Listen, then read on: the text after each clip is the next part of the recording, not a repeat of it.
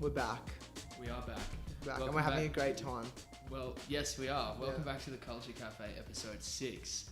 A little bit different than our past few episodes. Do you want to tell them why? Okay, so the structure of this episode is going to be different. As opposed to taking one whole topic by the balls for the whole duration of the episode, we're going to just break down into some small things that we're interested in talking about, topics of our own choosing. Mainly Owen's choosing. I've struggled to come up with much for this week, but we're just going to be chatting about topics of interest, So yeah, just a few things that that have sparked discussion during the week. We've been working together for the past week, and including today, this week, and hopefully weeks to come. So we've had a lot to talk about, and we've sort of just jotted down anything that sparked our interest whilst at work. Anything that we thought, oh wow, that's conversation worthy. You guys are going to want to hear this. So hopefully you guys do want to hear this. Obviously you will.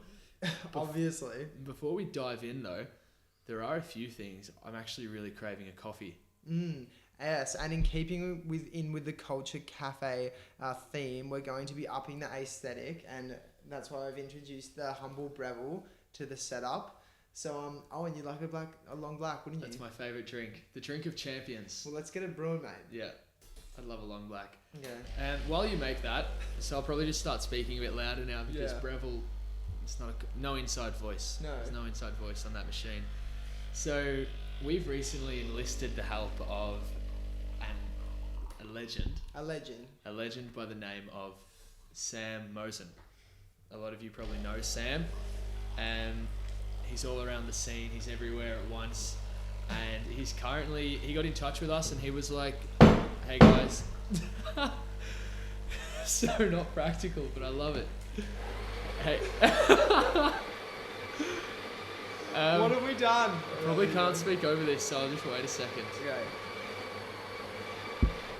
It's alright, we're doing our best. Yeah. So Sam got in touch with us and he was like, hey guys, love what you're doing.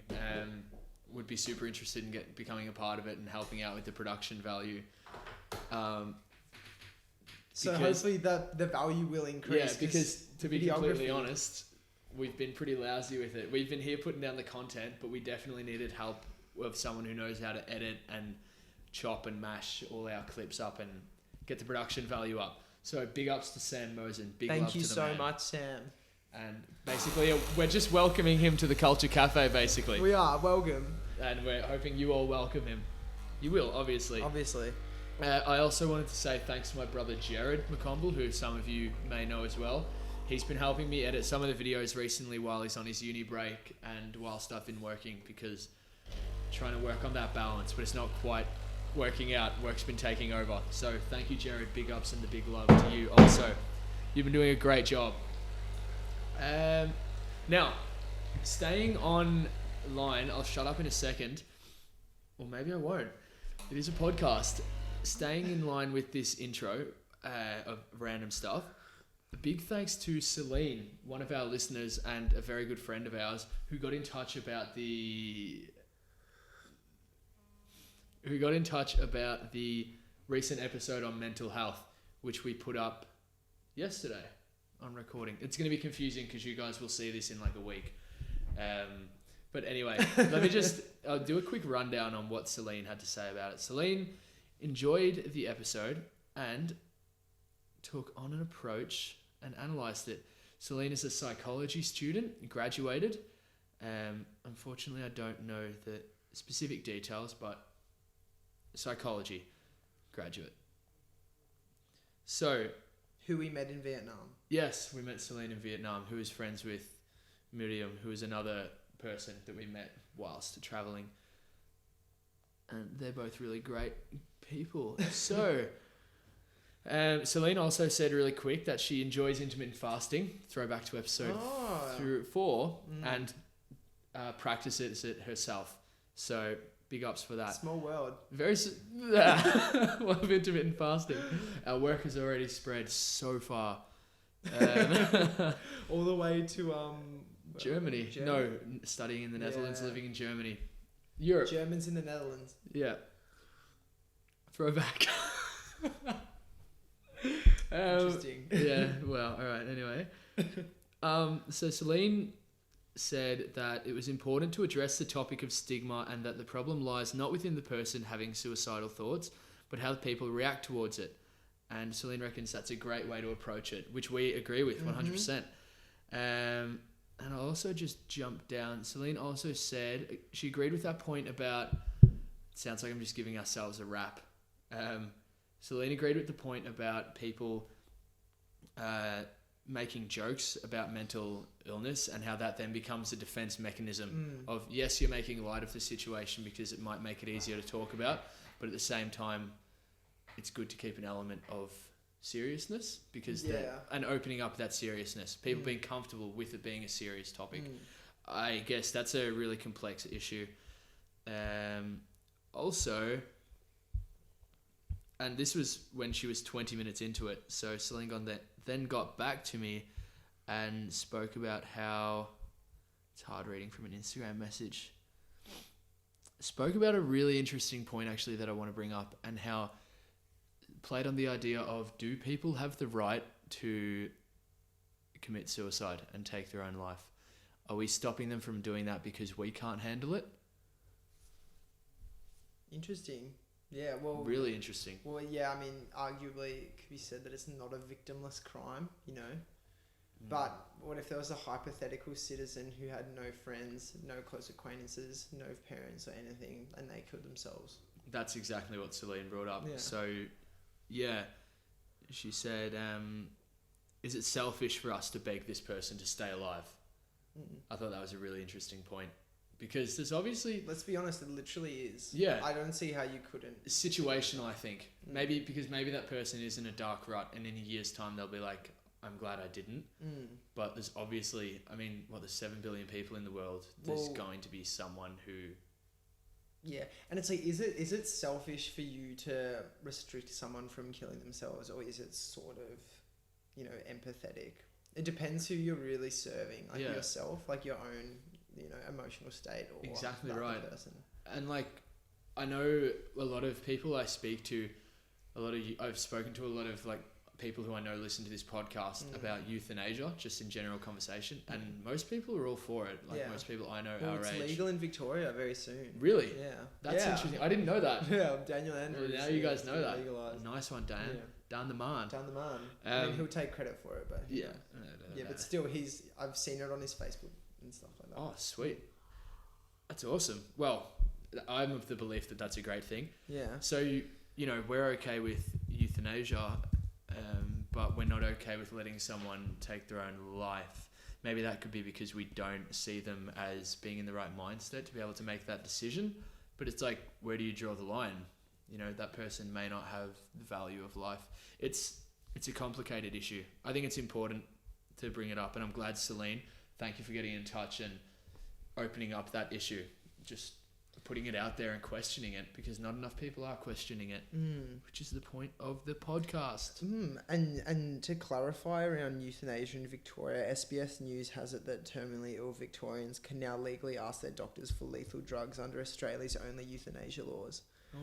The state's voluntary assisted dying scheme came into effect on Wednesday, and that was the article on the 19th of June. So in the last month. Yeah. Well, in June. Yeah. Well, roughly a month. So the doctor makes the decision ultimately? Well, no, it says voluntary, so I would assume that the patient gets to decide. Okay, yeah. I think so. I wonder how they approach that if someone's not of sound mind. It says, under the scheme, terminally ill Victorian adults in intolerable pain and with less than 6 months to live, or 12 months for neurodegenerative diseases, which is, you know, I guess that class is some not sound mind diseases. But no, I don't think they would be able to do it if they weren't of sound mind. It's like how you can't convict someone of a crime when they're not of sound mind. Yeah, good point. They're not liable. And how do they measure the pain? I'm also thinking. I don't know. What's intolerable? What's intolerable to you what's tolerable to you may be intolerable for me. Are you thinking about their individual perception, I guess? Yeah, because pain's so subjective. Yeah, well, I guess you see, you're wondering how the system could be I'm really interested by some people, perhaps. Yeah, I mean, and even then, like, people have complete right to do that, in my personal belief.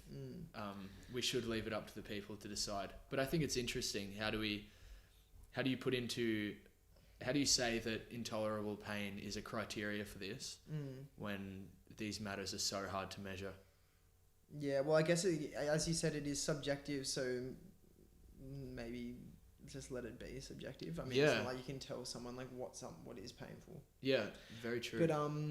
But interestingly, also apparently you have to be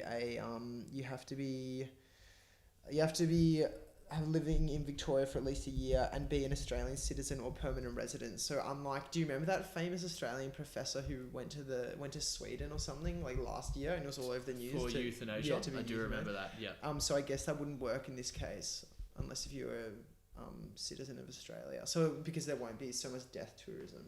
Yes, true. Probably don't want those numbers on our books. Yeah. Well, the government don't want those numbers on their books. I think every country has to release an annual report of how many people died in the country each year. But I feel like that would be death. It would come under a specific category. I just searched up an SBS article. Maybe it's the same one you're on. It's about different countries that are okay with this. Yeah, that's not what I'm on. Okay. Well, I have a little list here that I might read out. The legal status of euthanasia around the world. This is from sbs.com.au, an online article. So in Belgium, it's been legal since 2002. In Luxembourg, it's been legal since 2008. The Netherlands, 2002. New Zealand, it is illegal in New Zealand despite 2 failed attempts to decriminalise it in 1995 and 2003.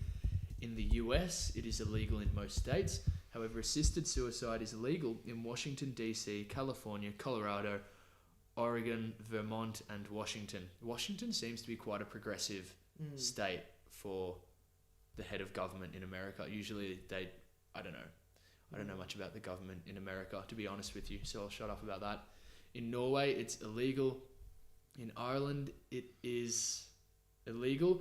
A 2013 Supreme Court ruling rejected a terminally ill woman's request to die with assistance of her partner. I read that out without looking at it. In Switzerland, it's legal. However, active euthanasia is illegal. So there's a difference between assisted suicide and active euthanasia, which would be interesting to pull up, actually. Jamie, pull that up real quick. Active suicide versus active euthanasia? What was it? Assisted suicide versus active euthanasia. Comparison. So yeah, just going to look that up now and have a chat about that. So... Well, yeah, I'd imagine the difference between euthanasia and suicide is that euthanasia is I'd imagine the difference between euthanasia and assisted suicide is because suicide doesn't imply medical illness or a need to take away pain as a result of a condition. Looking to take a step out of it. Assisted death is a model that includes both what has been called physician-assisted suicide and voluntary active euthanasia. Okay, so it suggests a difference in the degree of involvement and behaviour. Physician-assisted suicide entails making lethal means available to the patient to be used at a time of the patient's own choosing. By contrast, voluntary active euthanasia entails the physician taking an active role in carrying out the patient's request and usually involves intravenous delivery of a lethal substance. Okay, that makes sense, yeah. Right. In the UK, both euthanasia and assisted suicide are illegal. This list goes on, so I'll read out some of the big ones. In France, it's illegal. In Germany, euthanasia is illegal, but in 2015, physician-assisted suicide became legal. In Russia, it's forbidden, of course. In Soviet Russia, Putin's probably not a fan of that. They're the big ones. The rest are just smaller countries. I could sit here for probably about 5 minutes and read them off, which I won't do. Yeah, so going back to the main topic, I guess it's just that decision. Will suicide be included in, when we're talking about euthanasia, are they going to include suicide as a disease that is categorized as something you can sign up for euthanasia? I'm mixing my words up here, but I'm trying to get across a point. I think Basically, will suicide be legalized? Because suicide and euthanasia, I mean, I perceive them as different things. Yeah. Yeah. Why is that? Well, because suicide is, I mean, euthanasia implies that you're doing it as a result of a medical condition that makes life unbearable. Right. Whereas suicide doesn't have that implication. Okay. Yeah, to my understanding. Yeah, right. So I'm just thinking like life being unbearable with depression. Would that then come under... Would depression be a condition? That's what I was trying to get at. Where's my head? Where's your head? Alright. Could be careful, we'll get copyrighted, mate. Yeah. Yeah, just watch out there. Yeah. So that kind of wraps up the episode. No, that wraps up some of the things we just wanted to throw in. Thanks again to Sam for jumping on board. Welcome. Thanks to Jared for the help with the editing. And thanks to Celine for such a massive response about the episode, which was all positive and just good. Just looking into it and questioning it and providing feedback and discussion. General discussion. I'm done. Actually, yeah, so that's interesting. And that was actually a really good start to the episode, I think. That was a surprisingly interesting topic. Yeah, I think that's why this episode just being a general discussion. We were meant to come up with a name for it at work today, but we were just so busy. We're just doing a lot of work. Just working, mate. Yeah. Just working. Just doing a lot of work. Just deleting sausage rolls and dare iced coffees. And V's. And V's, yeah. Shout out to Monster's new caffeine range. Yeah. The iced coffee. New coffee range. Fantastic. Well, speaking of coffee, sorry to interrupt. This is delicious. Thank you. Yeah, well I think done. it's just a standard like Coles brand of beans. Like not Coles brand. It's Humble Victoria. Beginnings. That's that standard. I know the one. Yeah. But because it's freshly ground in the Breville. Shout out Breville, sponsor me. Yeah. So yeah, no. Thank you. I'm glad you like it. Yeah. Well, I'm sure next week we might have Something different else. Beans, and we can talk about that. Different beans, huh? That sounds interesting. Beans, huh? So maybe I was thinking, obviously we've got some good topics written down here. Yeah. Perhaps we go through them by like order of interest. Ooh. But what's the most juicy? Yeah, okay. And I think you know what the most juicy one next up is. I don't. Is it Israel Folau? It's Israel Folau. We're a little bit late to the party. I We feel are. like, because this has been going on for so long. What's your take on the whole ting? Well, I think, myself, I think it's sort of a logical argument to posit that you're being discriminated against for not being allowed to discriminate against another person. I totally agree. Yeah, it's like, what is a chicken and the egg situation? Yeah. It seems pretty hypocritical in my opinion. You know, like bringing up the whole free speech argument. It's like, come on, mate. You're an adult. Yes, we live in a country where you're allowed free speech, but why does your free speech have to have a negative impact on how someone feels? Yeah. Like, can you not? Yeah, and I guess where the argument comes from is people say, well, where do we draw the line? Like, what is and isn't allowed, and it's pretty dangerous to try and impinge on free speech because it sort of sets a weird precedent. 1984. Yeah, exactly. We'll be talking to our telescreens in no time, whatever they call them. Doing our morning exercises. But what it reminds me We of are talking to telescreens right now. Yeah, exactly. Well, what it reminds me of is this... Keep going. Okay. Yeah. So what the situation reminds me of is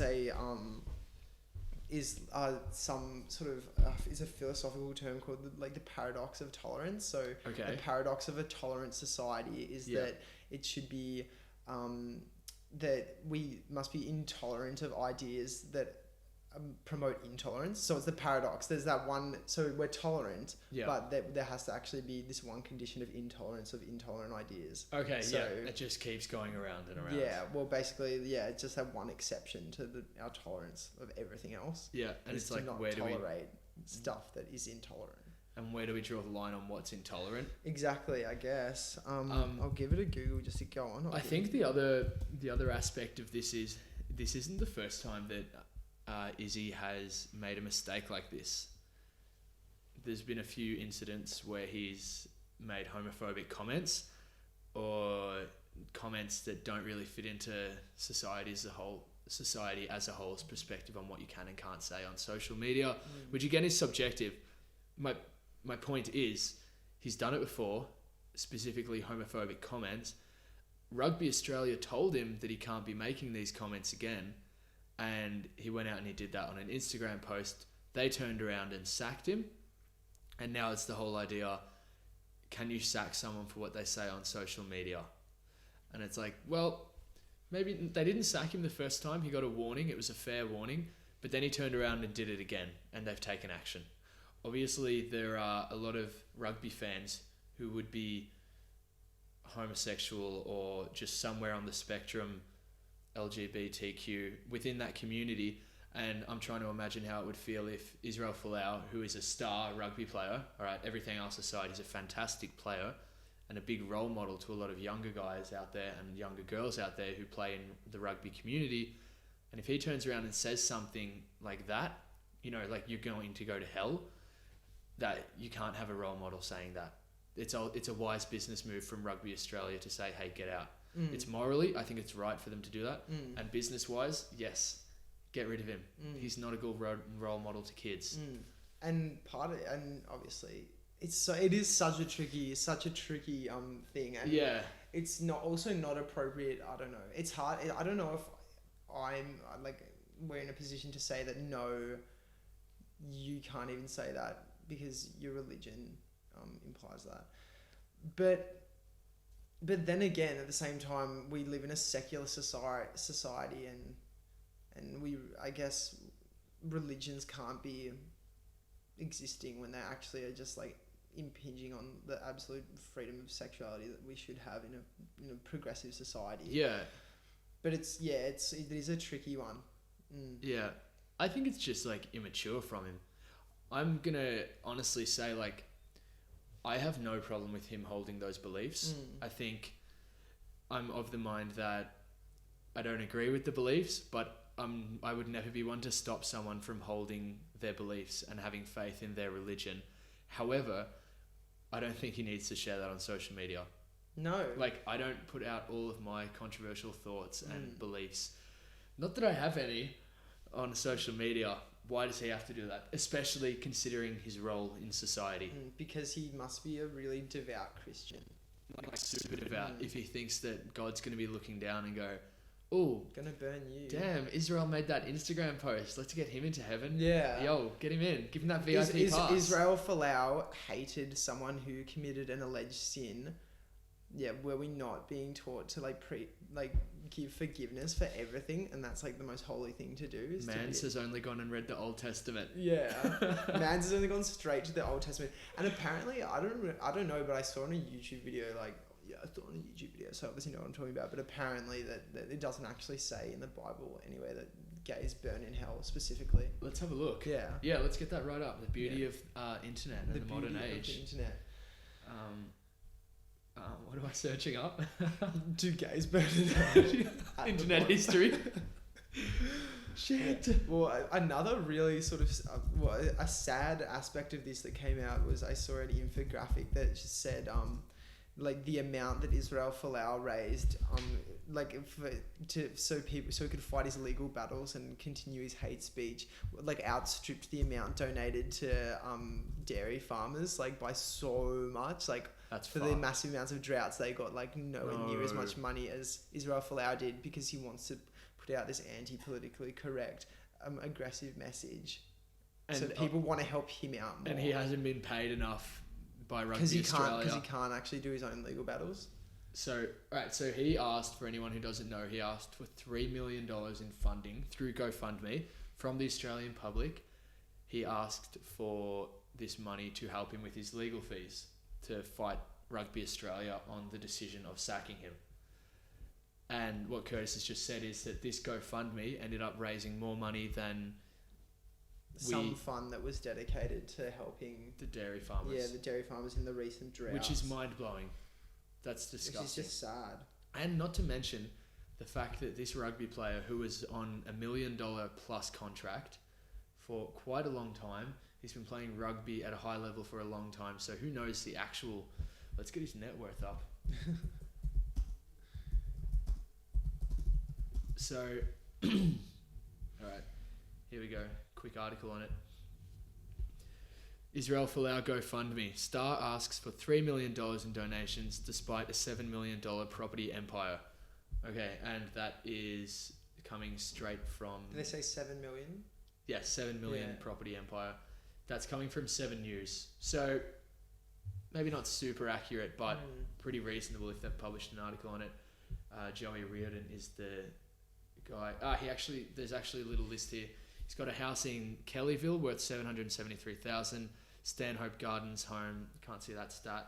A Kalanga home, Kenthurst home, Little Bay apartment, Baronia Heights, Austral lots. Okay, so there's a list of stuff he has here. He's asked for $3 million and he has $77 million in his property portfolio. And that's ridiculous. And this is to help him fight something, to fight a legal battle, which has come from his own stupid mistake. That's silly.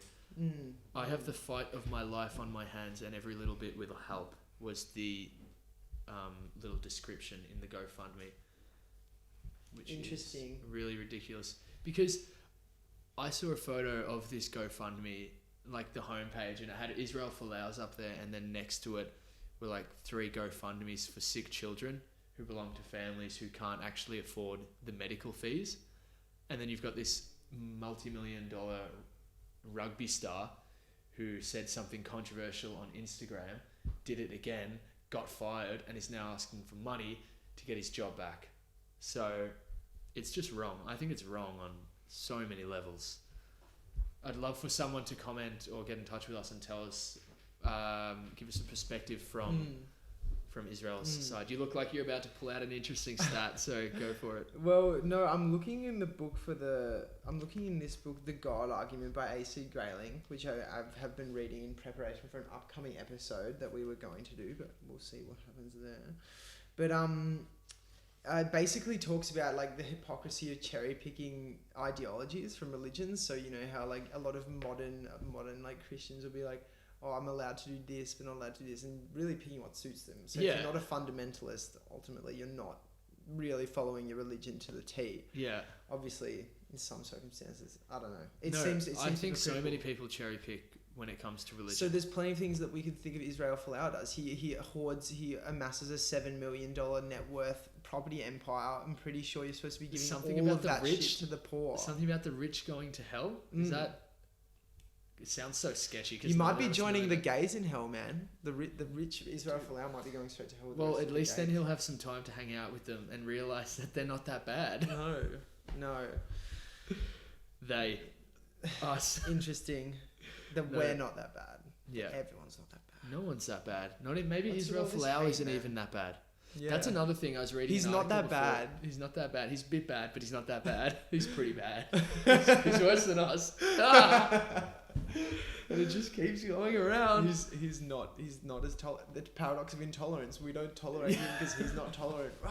Shit.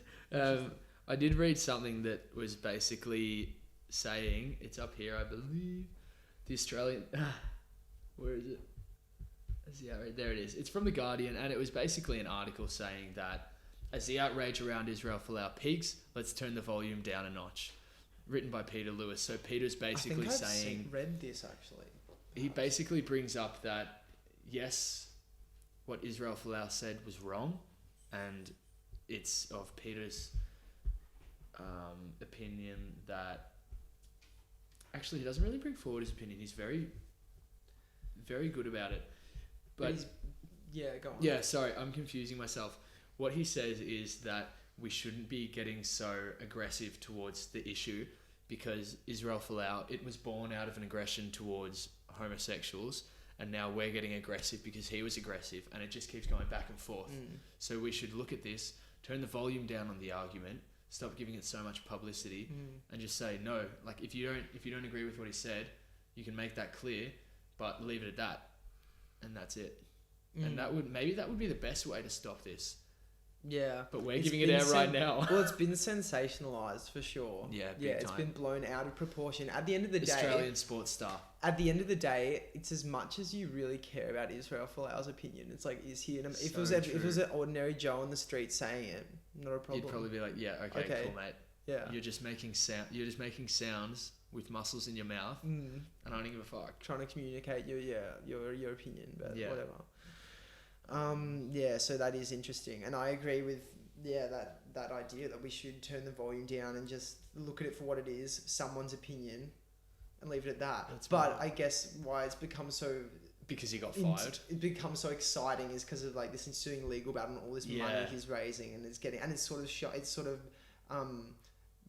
bringing light to some sort of social issues that maybe we didn't realize we had before, because so many people are now feeling legitimized to donate money to this cause. Yeah, I just can't believe that it got more money. He's than raised the dairy a scary amount. farmers. Yeah, look, that's just stupid. Because it's not like he doesn't have the money to pay for this, unless he's been blowing it all. The rich get richer.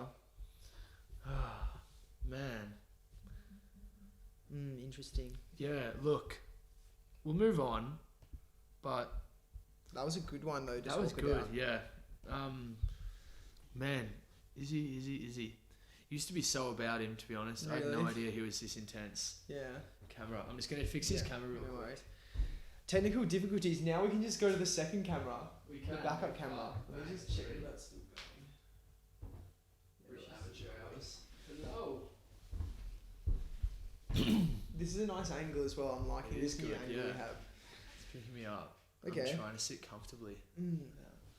Just that casual. Why don't you choose the next topic? I'll choose the next topic. All right. The next topic. Early wake ups. Oh, okay. Taking it back a notch. Let's get smooth. Yeah. Morning wake ups and stuff. Well, we've been doing a lot of early wake ups. We have with work. So Curtis and I are labouring in a construction yard, and the hours are 7 to 5.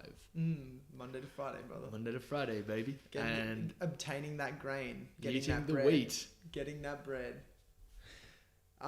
Yes. Yeah. Thanks very much for the opportunity again. No worries, mate. No, happy to have someone to work with. Yeah. Well, what time do you get up to get to work? Yeah, well, that's what I was going to ask you. So we must be flowing right now. Welcome to the flow state. Well, because you're usually able to pick me up, I have the luxury of getting up at about 5:50. That gives me half an hour to get ready. Yeah. Okay, I get up at about 5:30, and I come and pick you up at 6:20.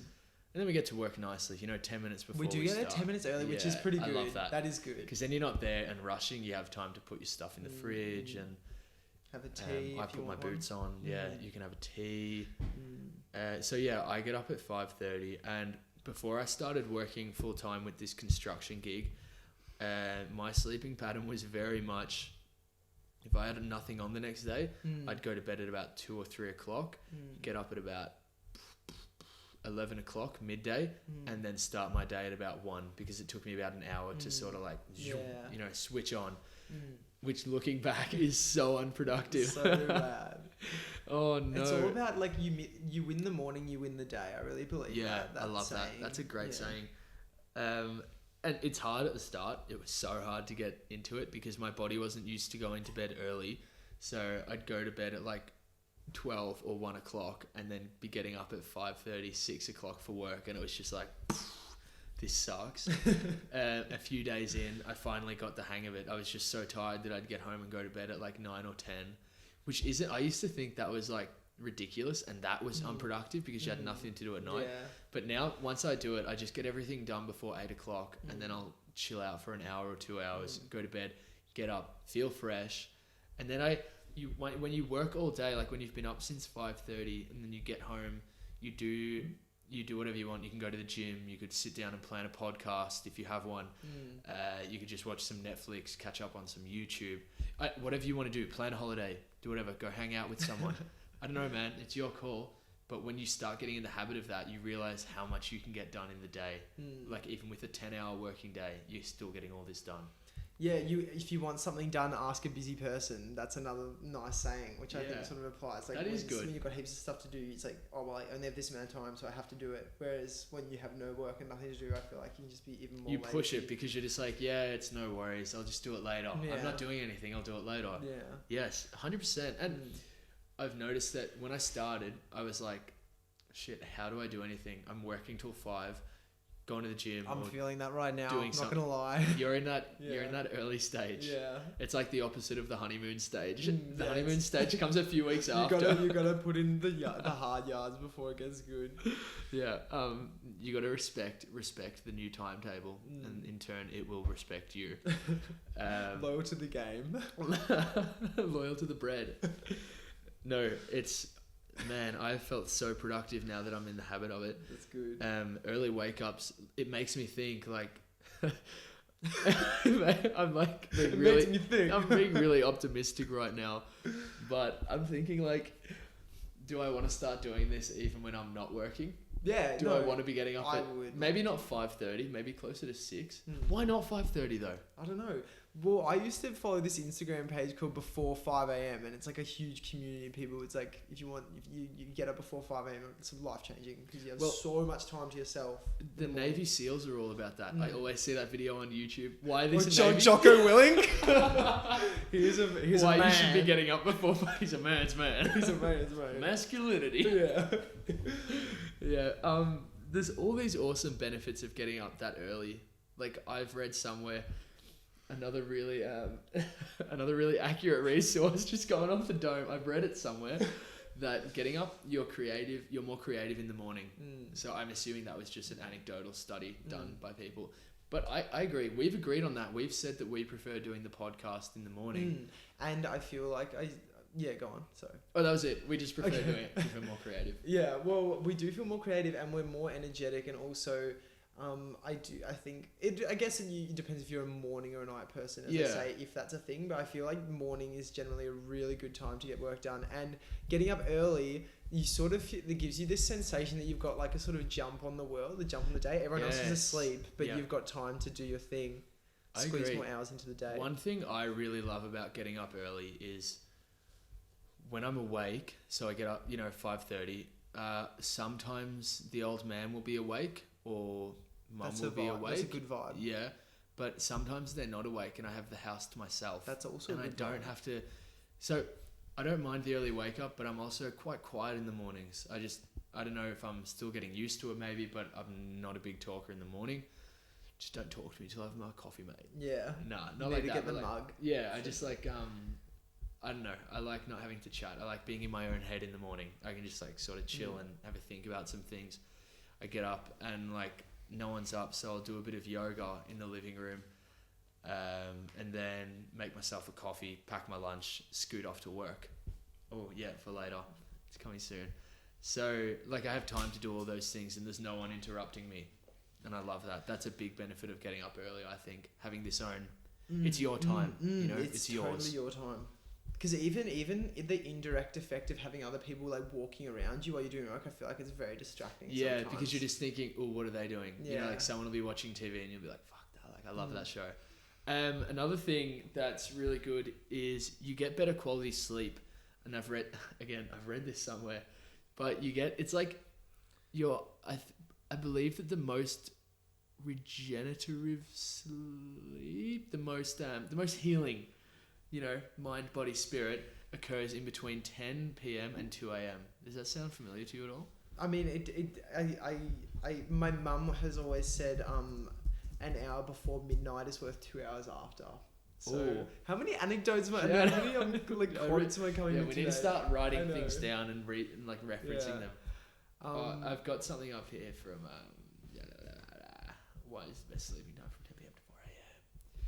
Going to sleep at 10 p.m. enables you to get the recommended 7 to 8 hours of sleep and still wake up by 5 or 6 a.m. That means you can... Oh no, this is just someone talking about working out in the morning. Do you work out in the morning? I used to run in the morning, but since I've been bloody labouring from 7 a.m, I've been finding it very hard to find time in the morning. But normally, yes, I always run in the morning. Yeah, right.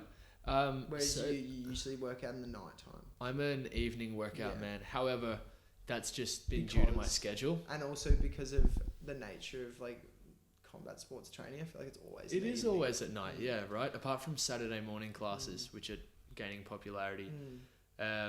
Also, I've just found out that this whole thing about 10 to 2 p.m. is a myth, according to this. But I don't know. I definitely feel like I'm getting better quality sleep going to bed earlier. And you're making a conscious effort to do it. Like you're actually taking time for yourself and being like, I could be up wasting my time, but instead I'm making the decision to go to bed and get a good night. And I feel like that in itself is helpful. Definitely. And I go to bed and I'm not...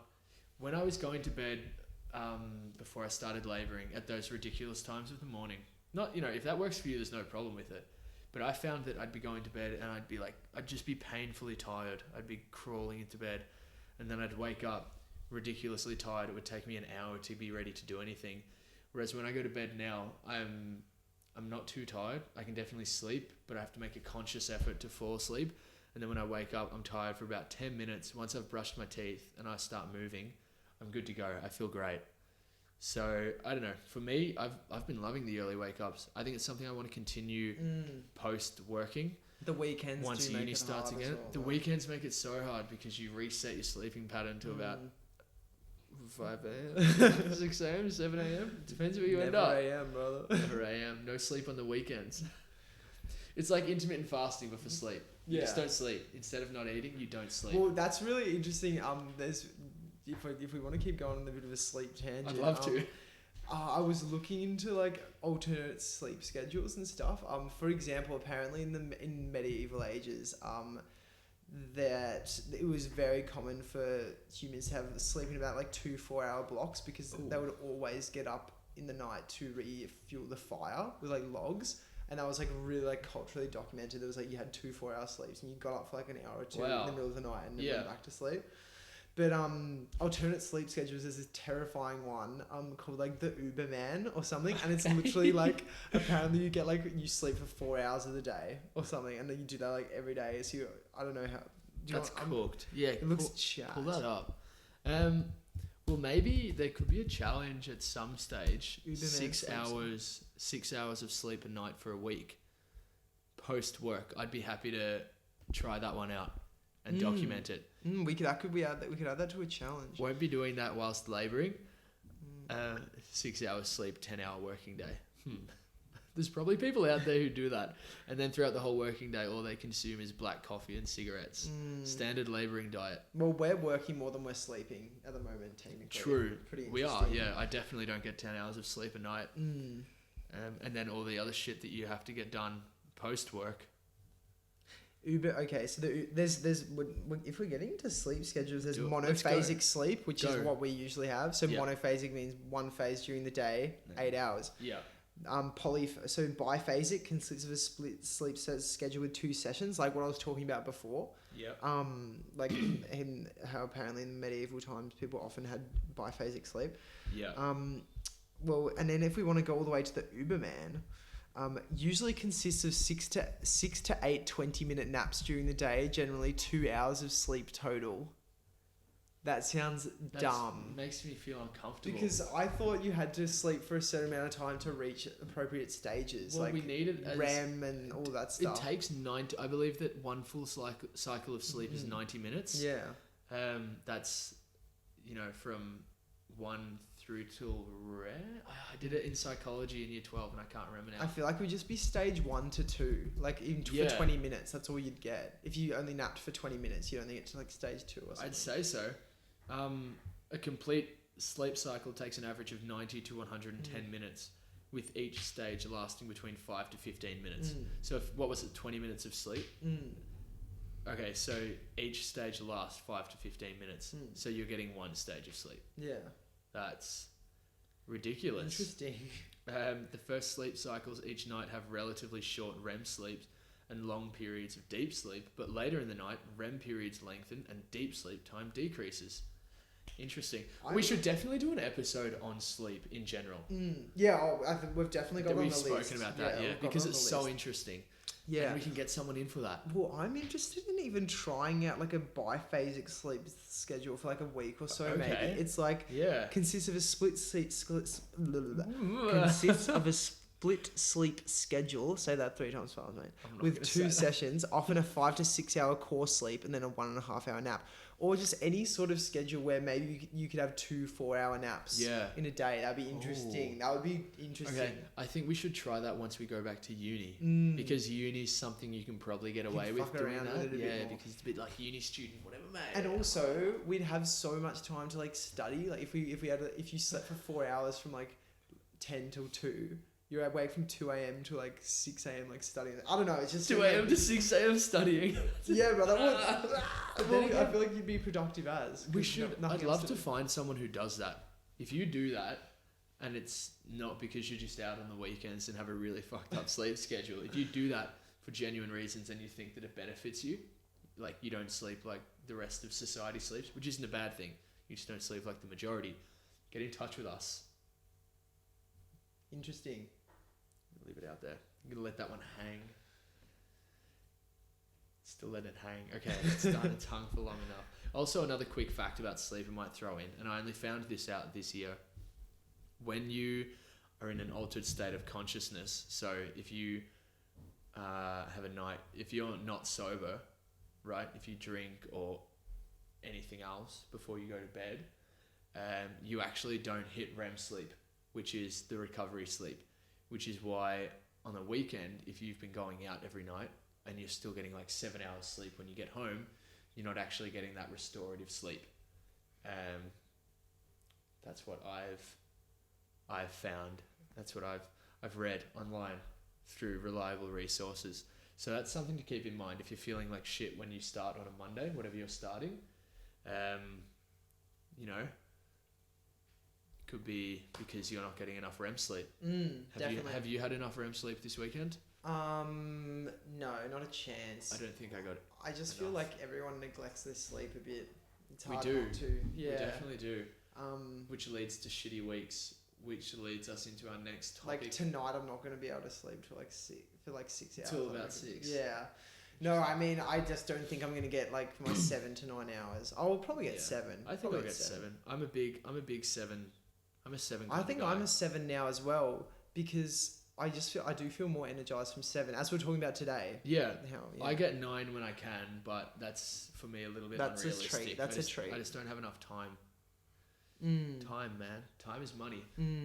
Another thing about sleep, which we were talking about today, is if you've ever found that you feel better when waking up from like a 6-hour sleep or and a 9-hour sleep, if those are your times. However, when you wake up from anything 9 hours plus, or say around 8 hours, there's actually research that those are, 6 and 9 are the prime hours to be waking up at because it falls on a sleep cycle. So even 7.5 would technically fall on a sleep cycle if we're going off 90-minute sleep cycles. So that's why you feel so sluggish if you oversleep or if you wake up in deep sleep. Definitely. Is what I'm trying to get at. Yeah. That's when you can research yourself, waking up, synchronizing your wake up, your alarm, to your sleep cycle. Have a look into that. It's really interesting and it really helps with getting up, I find. Like if you wake up and you're awake, yeah, you can just get up. You can go. Worries. If you throw off the blanket and you're like, yeah, sick, time to brush these teeth. You know what? I'm not scared of 7 hours tonight. Don't be scared. You should never be scared of 7 hours. If I start really, do you reckon? Because if I think start adopting 7 fantastic. hours, I'm going to get an extra hour out of all my days. Because I used to always think I had to get 8. Yeah, well, that's what I thought. If I do 7, 8's such an appealing number. I'm invincible. Smash. No, I'm a big 7, and I don't know. For me, 7's fine. I feel energized. Like I've got heaps of energy right now. Well, Did just have a fat coffee. Did have a fat coffee. Anyway, buzzing. Okay. So you're busting? No, buzzing. Okay. Yeah. Looking into the next topic, talking about having good schedules and being able to wake up and go for it. Let's talk about weekend and the damage that weekends are doing to us when we try to get back into a weekend of work. Talk to me. Let them know what you said today. Oh yeah. Well, what did I say today? Like, what stuck with you? Because I don't. Well, today Curtis and I were talking about how we go out every weekend, or not every weekend, but you do something social which involves drinking every weekend, and that throws you for maybe the first 2 to 3 to 4 days of the week. One day if you're a recovery machine. My voice is getting a bit hoarse now. But basically we decided that, we definitely don't need to be doing this every weekend and putting our bodies under this much stress. Well, especially that's what reminds me. The ideal thing that you and I would be doing after a week labouring is going home, having a freaking ice bath or a warm bath and going and having the best sleep ever. And some good healthy food. Nutritious fuel. And a stretch. When instead of what we do is we go to open invite house parties in St Kilda, which were really good fun. A lot of good fun. That's the problem. It's fun versus recovery, right? Like fun versus sensibleness. But that's not to say you can't have fun when you go out. if you stay sober. What we're getting at is we were talking about how beneficial it would be if we took a few more sober weekends throughout each month, just so that weeks were easier to get through and we were more productive. Because I almost feel like we overdo it sometimes. And then everyone overdoes it. Right? And we were talking then in the car about how you can have, yes, by Tuesday you might be able to wake up and not feel as tired, but you could still have that mental fog. And we're just so used to that because we go out every weekend. You were talking about that guy who took a year off drinking, like a sober year, and just felt so clear. No mental fog, just pure clarity. And apparently his productivity increased through the roof. Could find out who that guy is actually. But yeah, sure. Well, that actually really interestingly leads us into what we're thinking of announcing as our challenge. A new challenge, yeah. And are we going to back ourselves in for it right now? Well, Curtis... I'm doing it either way. You're staying sober until the 9th of August. Yeah. Okay. I'm going to have I should just lock myself in for it. I'm going to have a sober weekend. And see how you feel. I'm going to stay sober for the rest of July. Okay. Yeah, that's not bad. That's 2 weekends. 2 weekends. Yeah. I'm going to stay sober for the rest of July. So you've got me on this one. You've won. Yes. You've already won. I'll do my best. No, you'll definitely be able to. I'll be able 2 to. weekends. Yeah. And that's another thing that I wanted to talk about. So when someone says they're going sober, or when they're not drinking at a party, the backlash that can receive sometimes. People can almost, without malice or bad intentions, they're a bit like, why aren't you drinking? You should be drinking. Or don't be so boring. And it's we should definitely as a society be able to accept people's decisions. And I feel like we do, and it is a little bit of a joke. But just be able to accept people's decisions to stay sober for a weekend and still be able to have just as much fun. We've both had sober weekends in the past, and we finished up, felt great on a Sunday and Monday, but still had an awesome weekend. So much better than I normally would. Right? Yeah, I just felt so unhealthy for most of today and yesterday. So we're going to give it a try, and we'll talk to you about how it goes. The guy who we talked about who had his 1 year no beer, he's actually the founder of a huge online community that's all about quitting alcohol for a year ideally. He's Andy Ramage. So yeah, that's who Andy it was. Ramage. Yeah. Sweet. So yeah. Cool. Sort of dropped that. Yeah, no, awesome. People can go and have a look at him. That's Andy Ramage. Yeah.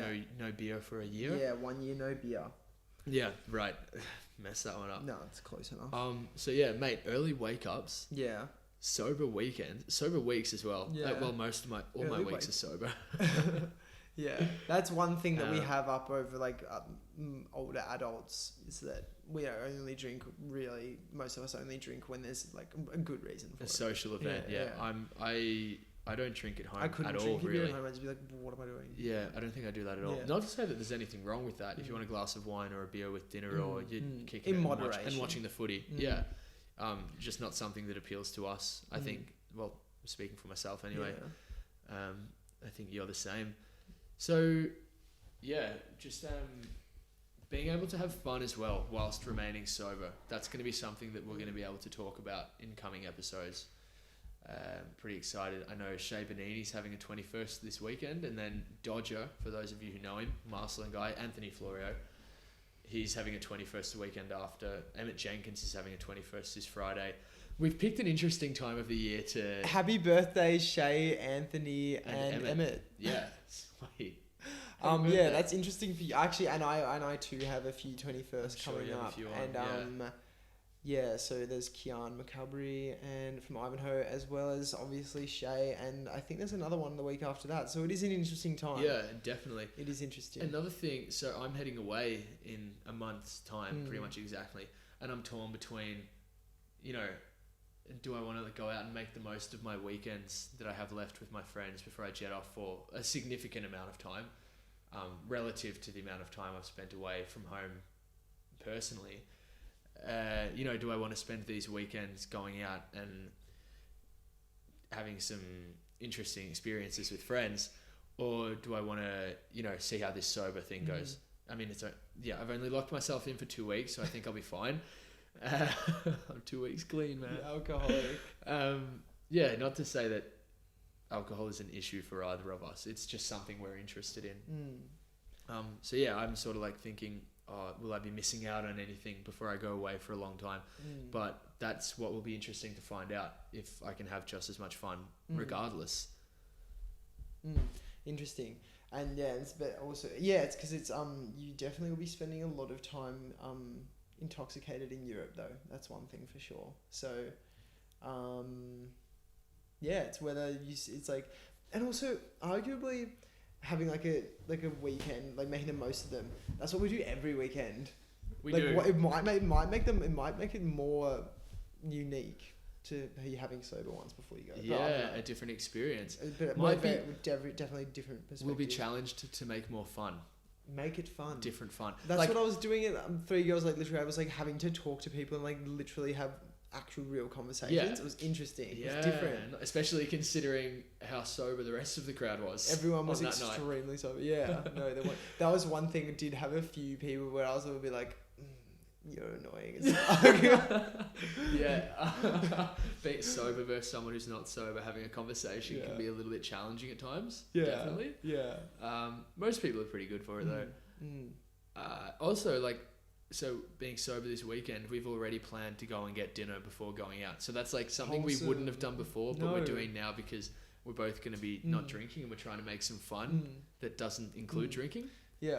So yeah, we Which can is talk about arguably what a more we get meaningful experience. To Definitely. just be doing something generally for each other's company and some nice food. Yeah. Chat. Well, I'm personally going for the food, mate. But that's okay. fuck, that's a pretty funny joke. Am I invited?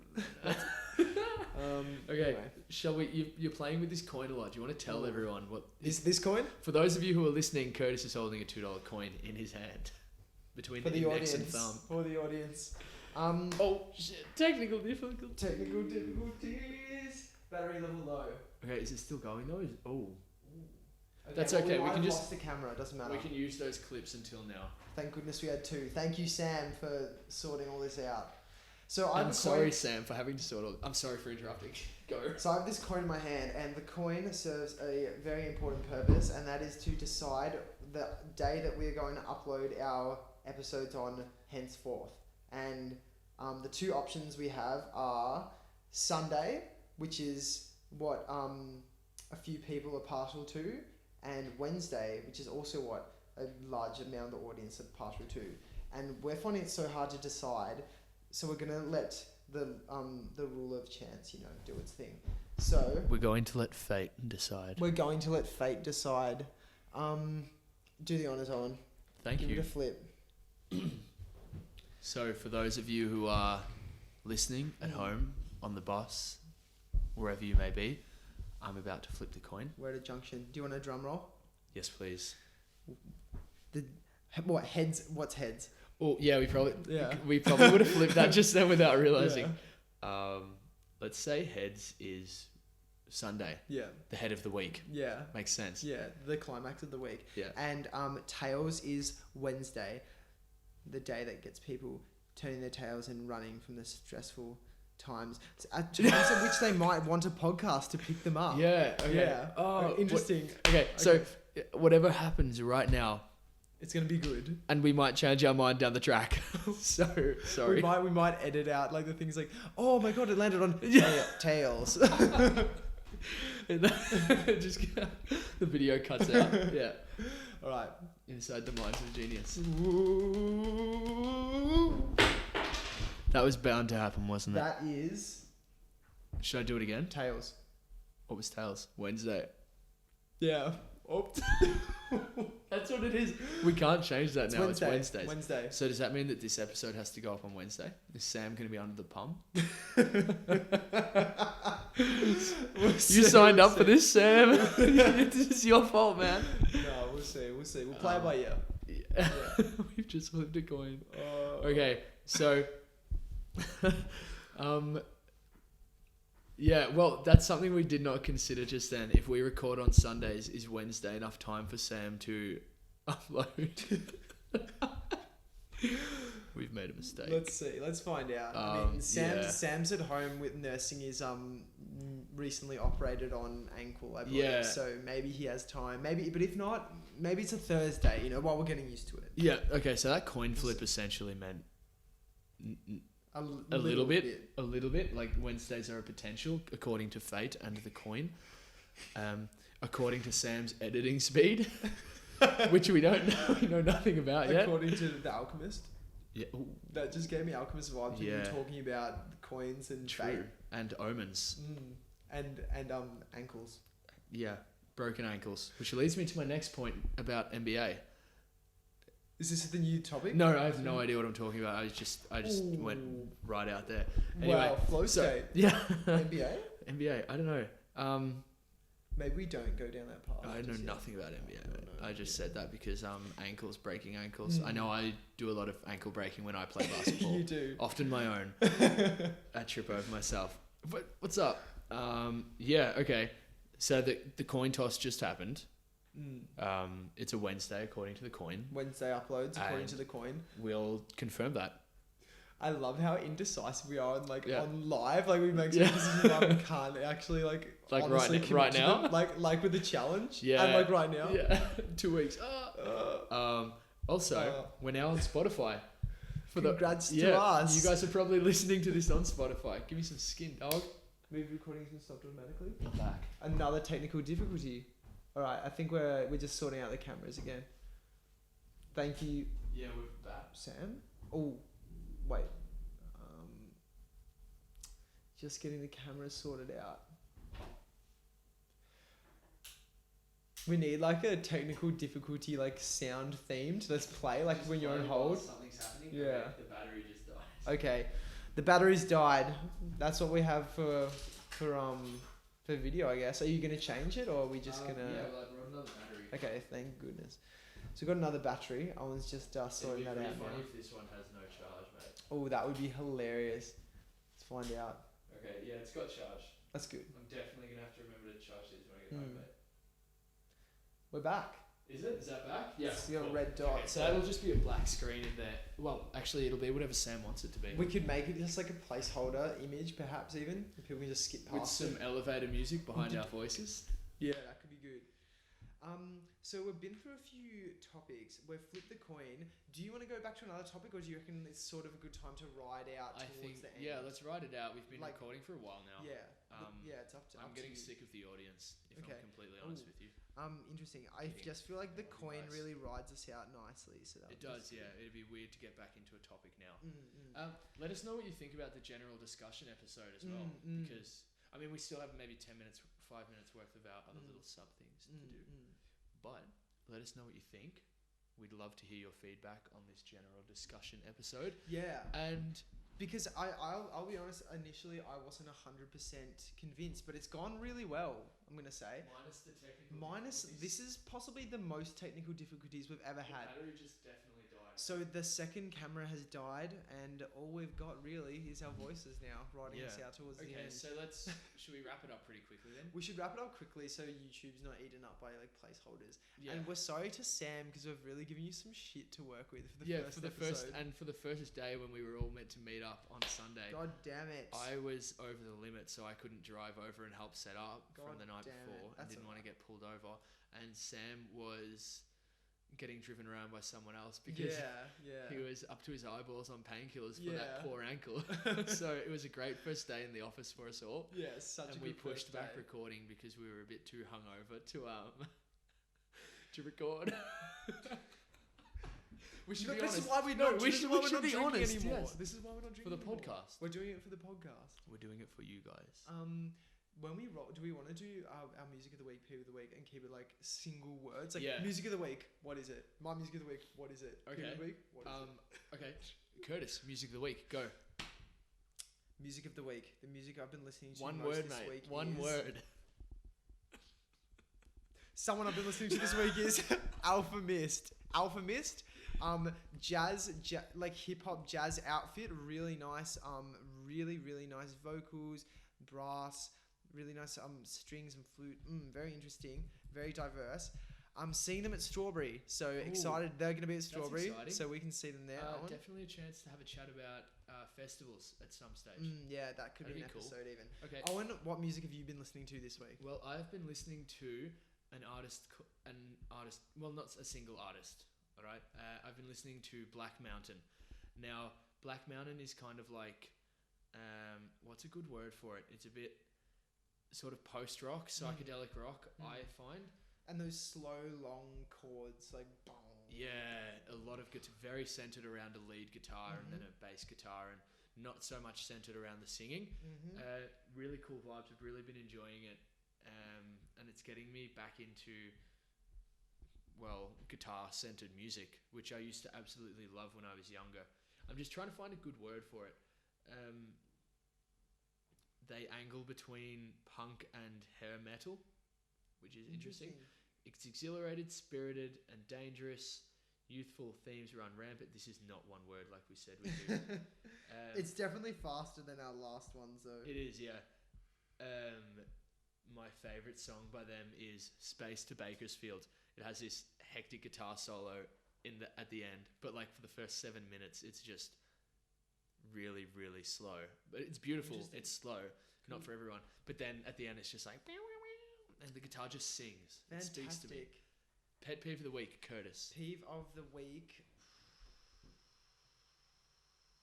Okay, well, first thing comes to mind, and it's not even really fair to say it's a peeve, but heard on the news today that 2 drivers were involved in a car accident on the train tracks in Officer, and then they got out, were so busy sussing out who's responsible for hitting whose headlights or whatever, that a train came and wrote both of the cars off. That's my pet peeve. How were the drivers? They were fine. They were outside. Good. But my pet peeve is when people are so caught up to, Prove who's right yeah, and who's wrong. preserve their own Egos. material, and then ultimately train comes along and you're both just as bad off as you could have been. And the fact that they were arguing on the tracks, and the fact that their cars were on the tracks, I'm sure someone in that train could have ended up with a whiplash or something. Yeah. From the train colliding, and it's taking down the train lines for like the whole day and all that stuff. Purely thinking about themselves. Exactly. That's probably my pet. That's a great peeve. It reminded me of a peeve. Yeah, when people are involved in like a traffic accident or any sort of property accident, and they get really sort of aggressive. Yeah, snipey and defensive, trying to point fingers. Yeah. Pointing fingers. Yeah. Pointing fingers. That's my pet peeve, pointing fingers. Ba-bam, ba-bam, ba-bam. What's your pet peeve? My pet peeve is, and you've already brought this one up before, but bouncers. Oh. I was in the what line. What did they do to you this time? I was in the line to get into Glam, right? The bouncer's at it again. And he'd been eyeing me off the whole time I was in the line, and I was drunk. But I wasn't being an idiot. I was standing there, quiet, having a chat to the guys I was in the line with, and just a generous chat. Minding your own business. Minding my own business. Wasn't causing trouble. Wasn't pushing around or laughing too loud. And then I get to the front of the line, and I knew he'd been eyeing me off, so I was expecting some sort of resistance. And he goes, "How many drinks have you had tonight, mate?" And I was like, "Oh, about 5 or 6." Big lie, but I feel like that's such a generic response. I'm not going to tell him I've had 10 or 12 free Sailor Jerry's and Cokes. Shout out to Ryan and Sean's dad, Dennis. As well as a quarter bottle of Captain Morgan. And 10 hectic dumplings. Yeah. And then he was just like, "Oh," he was like to me, "What are you going to do when you get inside?" And I was like, "I'm going to drink some water because I've had too much tonight." And I was just like really playing it off with him, like being just massively just bending to his will. And which ended up letting me into the club. He was like, "Oh, all right, I appreciate your honesty. Just make sure you don't have any more drinks tonight." And in my head, I'm like, what a wanker. Like, I had to bend down there and, sort of take the hit. And get on your knees. Really get on my knees and say, "Yeah, I'm not going to drink anymore." Blah, blah, blah. I thought he would have been like, "You're lying." If you that's what I just thought. Told me you're going to have more beers. I'd be like, "Okay." Yeah. Very interesting. And it could have played out 2 ways, I guess. But anyway, my you pet can never peeve of the know week. in those situations. Bounce is just being stupid like that. All right? Like, if he wasn't going just to trying to just make you unsure of yourself. Yeah, mate, if he wasn't going to let me in, he wouldn't have let me in. He should be able to make that decision on the spot in his head, not let me convince him that I should be let in. I feel like that's I'm sure at like stupid. security school, that's the thing they say. It's like you need to make the call. You can't just be like circumstantial about it. Yeah, so true. Anyway, that's my peeve of the week. Just bouncers being on ego trips. Egos appear to be a bit of a theme for our peeves. Yeah. Anything good that happened this week? Ooh, something gratefulness of the week. What we're grateful for. Grateful moment of the week. Well, I was grateful for the plethora of pizzas provided at Sean and Ryan's. Wow. That was Yep. really Did good. you have the mushroom one? I did have the mushroom. Yeah, I had a few of them, lot of the and with the mushroom it had that fried It thing was like on the wild top. raw mushroom. Mm. Yeah. Oh god damn, that was. I'm insane. grateful for that yummy food In the at the membrane. party, Yeah. and more so, I'm grateful for what a good crowd there was at the party. Like Yes. all of most of my closest friends were there, so it was really really good. Yeah. What's your grateful moment of the week? I'm really grateful. Same thing. It occurred on the Saturday night. People just buying you drinks out of the generosity of their heart and Yeah. their Was this a drunk and glam? their drunkenness. Yeah. It was a glam because it was a tab. Thanks to Ryan and Sean. Grateful for the tab The as tab well. at Glam. No, there was a tab Oh, at Ryan okay. and Sean's. Yeah, I'm grateful for just being at the club, and at the club, just you're out, right? Where you have to purchase drinks, and whoever you're with, the people you're with, just go. I'm getting a drink. Does anybody want anything? It's just Bit so of a like, round setup. a round sort of setup, but yeah. no one needs to say anything. And even when that person buys you 2 drinks in a row, and it's just like, oh, amazing. You're like, thank you. I'll definitely be buying those drinks back for you. And, that's just cool. That is cool. It's Just calm. buying drinks. People who are just, not too stringent with buying drinks for each other. Generous. Very alcohol themed, the gratefulness of the week, considering we're going into our soberness of the week.